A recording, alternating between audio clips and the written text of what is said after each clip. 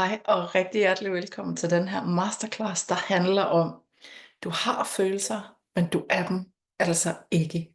Mit navn er Signe Andersen. Jeg er life og business coach og intuitive guide.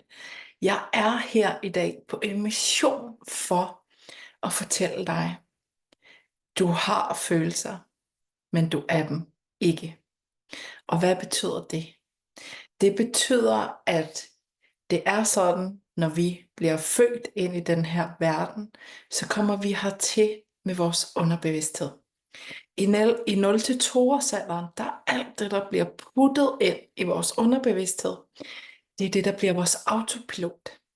Det er vores go-to. Det er vores måde at udtrykke os på, og det er de følelser, som også bliver trigget i os, når vi når op i alderen, hvor der vi får vores bevidsthed. Vores bevidsthed, den begynder lige så stille og roligt at komme på, når vi er 2 år. Når det så er, vi når 7-årsalderen, der er den fuldstændig sat. Alt, hvad der bliver proppet ind i os i 0-7-årsalderen, det er det, som vi går ud og skaber. Det er det, vi går ud og gør mere af. Det er den måde, vi er i verden på.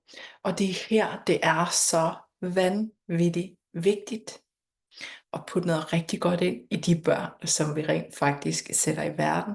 Men også, at har du på noget tidspunkt i dit liv fået noget ind i dig, som du ikke er yderligere stolt af, så har du muligheden for at gå ind og omprogrammere det.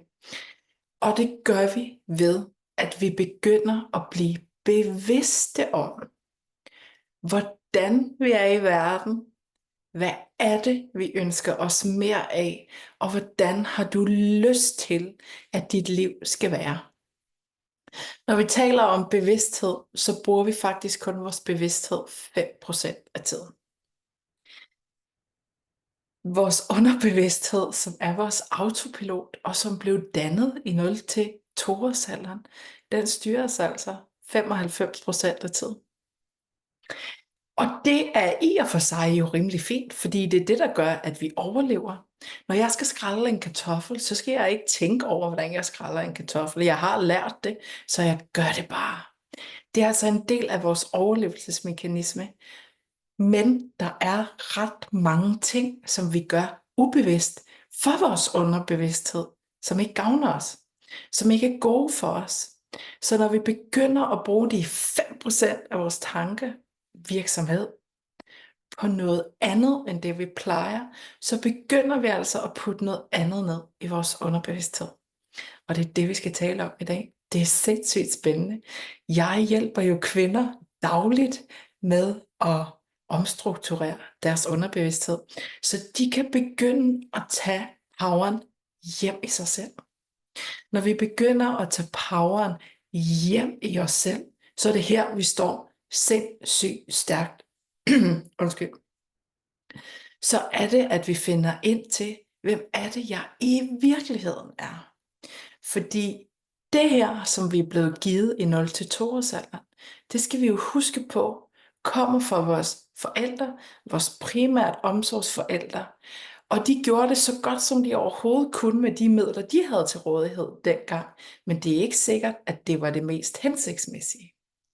Og når vi så kigger et link længere tilbage, så det de kom med, det kom de jo med for deres forældre.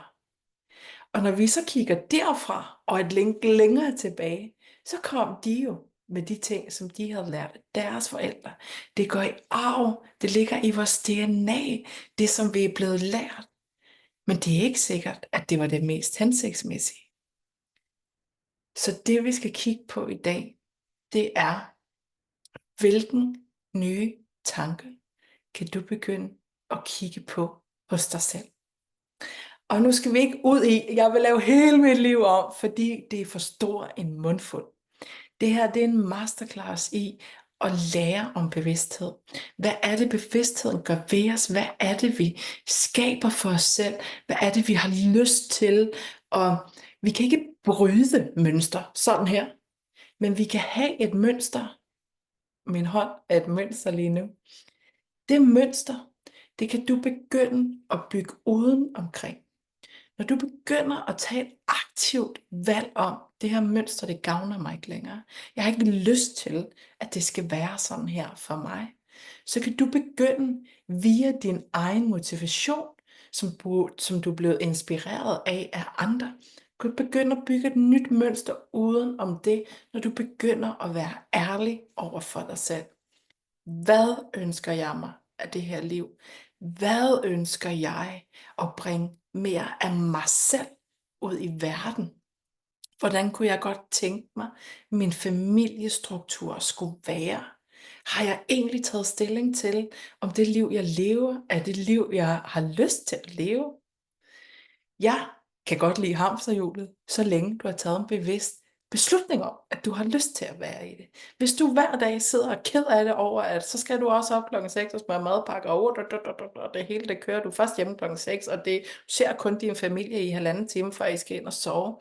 Så det er her, du skal begynde at tune ind i, hvad har jeg lyst til at skabe mere af?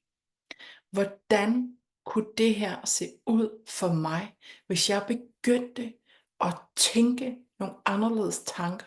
Fordi det ved jeg nu sætter gang i min underbevidsthed, som er mit følelsesliv, som er min autopilot. Når jeg har tænkt den tanke nok gange, så bliver det min nye autopilot. Så lærer du noget nyt, og så er det det, du bliver ved med at inkorporere i dit liv.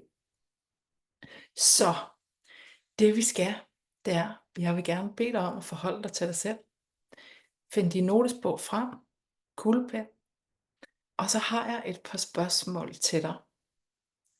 De spørgsmål, de vil være med til at finde ud af, hvor er det, du er henne, hvad har du lyst til, og hvad vil du gerne skabe mere af.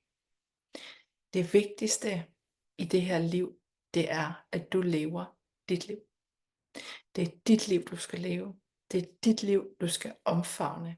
Og det er dit liv, du skal bringe ud af dig selv. Det er enormt vigtigt for at leve et liv i overensstemmelse med kærlighed og ærlighed til dig selv. Når vi kommer derfra, så kan vi flytte bjerge. Og når vi kommer derfra, så er det, at det skaber ringe i vandet til næste generation, til de mennesker, du omgiver dig med, på din arbejdsplads. Udover det, så nedbringer det sygdom, det nedbringer angst, det nedbringer stress og depression. For du kan ikke være i den tilstand, hvis du elsker det, du laver, hvis du elsker dit liv, og hvis du elsker den måde, du har fået sat dit liv sammen på. Så der er 3 spørgsmål til dig. Fat din kuglepen og notesbog, og så går vi simpelthen i gang med det. Jeg vil gerne bede dig om, at du lige nu sætter dig sådan tilbage. Så lukker du lige øjnene et øjeblik. Så tager du en dyb, bevidst indånding. Og så puster du ud. Det er godt. Du sætter dig lige lidt længere tilbage her. Så vil jeg gerne bede dig om at forholde dig til, hvordan føles det i din krop lige nu at være dig? Hvordan føles det i din krop lige nu at være dig? Sid bare lige med den et øjeblik med lukkede øjne. Hvordan er det egentlig at være dig i den krop, som du er her med? Hvordan føles dit liv, som det ser ud lige nu? Så vil jeg gerne bede dig om at åbne dine øjne igen. Nu, der skriver du ned, hvad var det for en følelse, du fik? Der er ikke noget, der er rigtigt og forkert. Det opererer jeg ikke med. Så hvordan føltes det lige at sidde et øjeblik med dig selv? Hvordan er det liv, du har skruet sammen for dig selv? Og hvordan føles det i din krop, når du får et øjeblik? Du kan enten skrive ned, hvad følelsen var. Du kan også tage en skala fra 0 til 10, hvor 10 er rigtig godt, 0 er overhovedet ikke godt, og så kan du lige sådan, hvor er jeg henne på den her skala? Hvordan føles mit liv lige nu? Hvordan er det at være mig?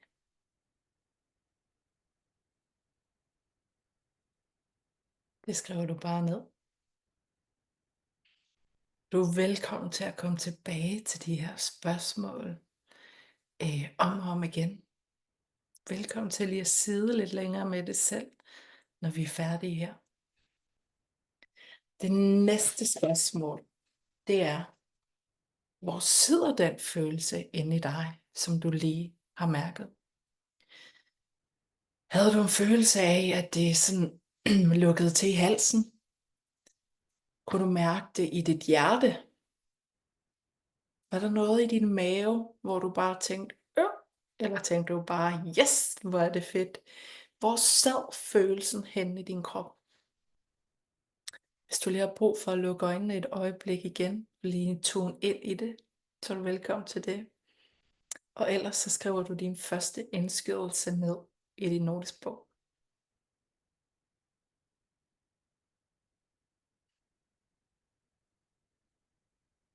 Og jeg kan simpelthen bare mærke, at der er nogen, der har fået en aha-oplevelse lige nu.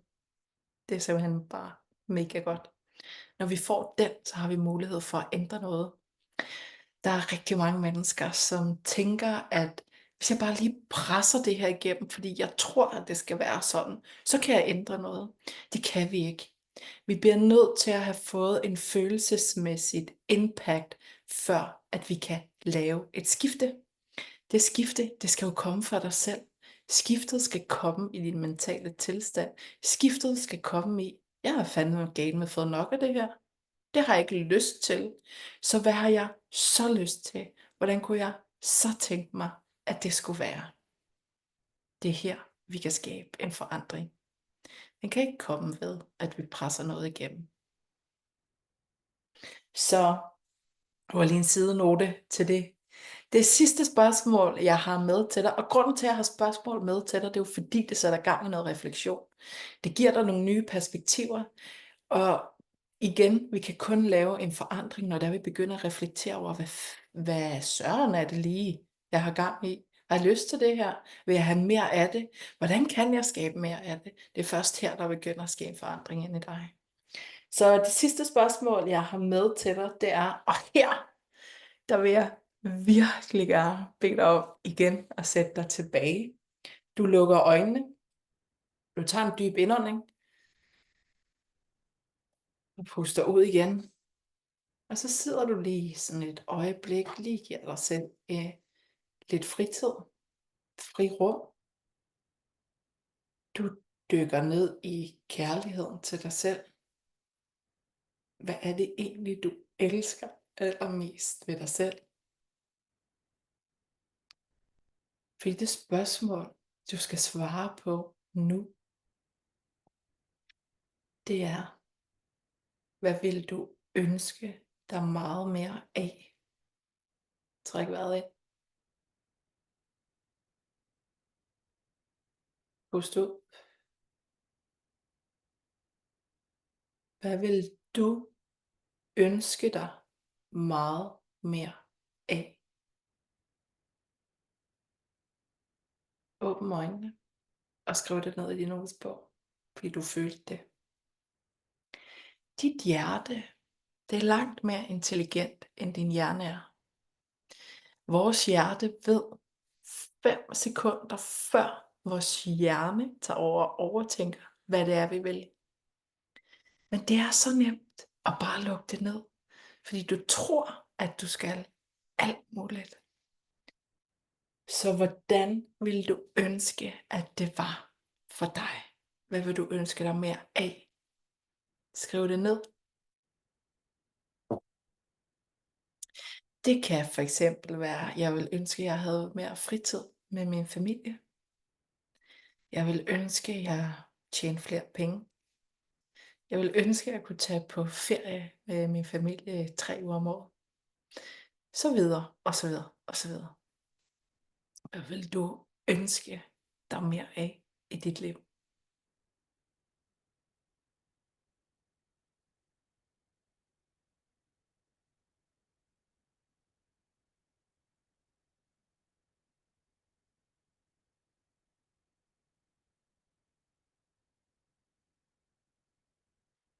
Og så vil jeg gerne stille dig et sidste spørgsmål.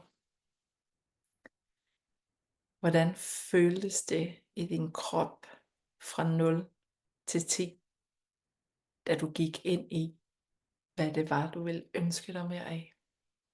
10 er mega godt.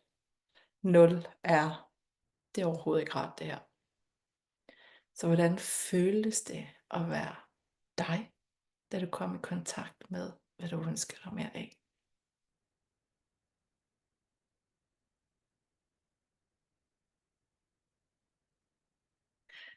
Hvis du kigger ned over din side lige nu, så kan du se, hvordan du har rated dig selv. Du kan se, hvordan det føles, da jeg stiller de her spørgsmål.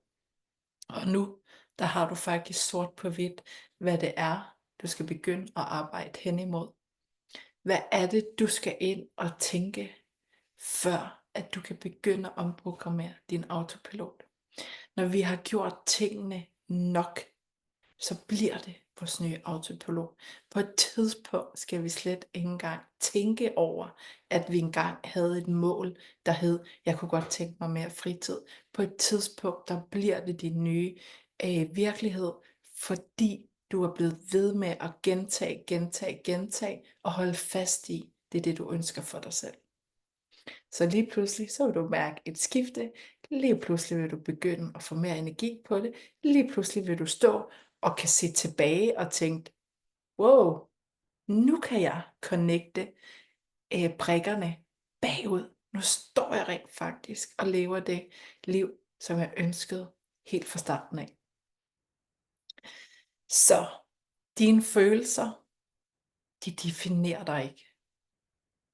Det er nogen, du har arvet. Det er nogen, du har med dig. Det er nogen, så du måske ikke engang har været klar over, har været med dig i hele dit liv. Når du begynder at forstå det, så kan du skabe lige præcis det liv, du ønsker at leve for dig selv. Jeg ved det, jeg ser det hver evig eneste uge. Jeg har selv gået vejen, og jeg ved, at det er muligt. Herfra, der er det op til dig at begynde at reflektere. Begynd at lytte til mennesker, som ved en masse om det her emne. Fordi vi skal fra hovedet og ned til hjertet. Og ned til hjertet, det er altså din underbevidsthed. Og når vi er her, så kan vi komme ned i kroppen, så kan vi implementere det, vi kan handle på det, vi kan begynde at sige, det var interessant. Hvorfor havde jeg den her tanke om mig selv, når det er, at jeg hellere vil have den her følelse inde i kroppen? Hvordan kan jeg begynde at konstruere mine tanker, så det føles godt at være mig? Når det er, at vi ikke kan have stress, depression og angst, samtidig med, at vi har det godt, så kan vi vælge at have det godt. Men vi skal vide, hvordan vi laver sviftet. Vi skal arbejde med os selv, fordi der er ikke nogen, der kommer og forærer dig noget. Det er dig, det er dit følelsesliv, og det er det liv, du ønsker at leve, der skal skabe forandring. Så nu her, der kunne jeg vildt godt tænke mig, at du, når vi er færdige lige om et øjeblik, at du så lige sidder tilbage i 10 minutter, og du lukker øjnene, og du tager nogle bevidste åndedræt for dig selv. På den måde, så kommer du i alignment med dig selv. Der er ikke et bedre ord på dansk for alignment. Det betyder lige linje, men det er sådan lidt, så hvis du ligesom ser sådan en lige linje igennem dig, hvor det er, at alt det du ønsker dig, det begynder at trække ind mod linjen. På den måde, så kommer du ind i selvet, du kommer ind i hjertet, du kommer ind i, kunne det være sådan her for mig? Det vil jeg elske. Og ja, det kan det. Fordi når du har følt det, så er der ingen vej tilbage. Du kan ikke unsee what you have felt. Du kan simpelthen ikke se det. Du har følt det. Det er en del af din rejse. Nu er det op til dig at become aligned med det. Det er op til dig at hæve din vibration. Det er op til dig at finde ud af, hvad vil jeg ønske mere af? Og det er op til dig at gå ind og arbejde med det. Så jeg er kun en besked væk, det ved du. Mit navn er Signe Andersen. Du finder mig på Facebook, og du finder mig på Instagram. Udover det, så kommer det her til at ligge på min YouTube-kanal, så send mig en besked. Send mig en e-mail, og så kan vi tale videre om det, hvis det er noget, du ønsker at arbejde videre med. Tusind tak, fordi du satte tid af til at være på den her masterclass. Tusind tak, fordi du gik ind i dig selv. Tusind tak for tilliden. Kan du have en vidunderlig dag. Vi ses.